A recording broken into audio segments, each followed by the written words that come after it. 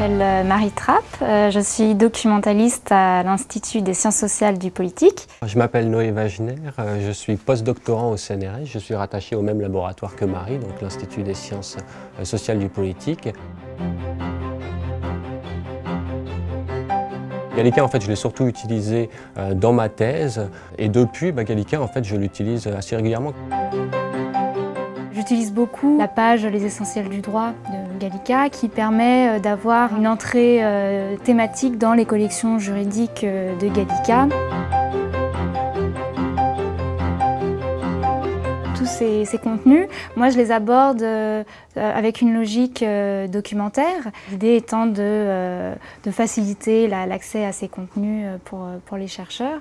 On trouve sur Gallica tout un tas de recueils de circulaires, d'instructions ministérielles ou des recueils de jurisprudence qui, lorsqu'ils n'étaient pas numérisés, lorsqu'on devait travailler dessus en bibliothèque, étaient extrêmement laborieux.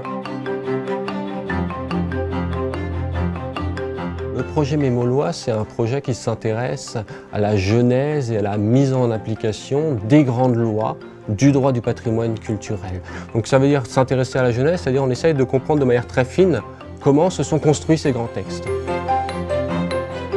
On a créé un blog autour de ce projet. Et en fait, c'est un carnet de recherche avec l'idée de présenter les recherches en cours et d'avoir une communication un peu différente.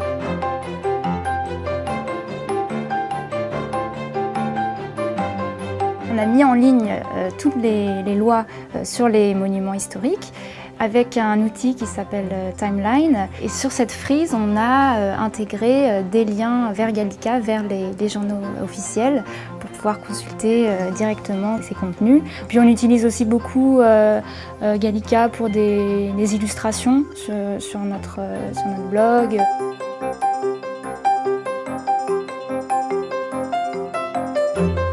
On a quand même assez souvent des surprises et des découvertes sur Gallica et il y a un document qui nous a beaucoup intéressés, qui était difficilement accessible dans les différentes bibliothèques. C'est une brochure de Théophile Ducrot, c'est tiré d'un discours qu'il a prononcé à l'Académie des sciences morales et politiques en 1889 et il commente en fait la première loi sur les monuments historiques. Et ce qui est intéressant, c'est que dans cette brochure, il propose de lire d'une certaine manière le droit du patrimoine culturel et cette manière-là, c'est encore la nôtre aujourd'hui. Ça a ainsi interféré sur notre façon de penser le droit du patrimoine culturel aujourd'hui.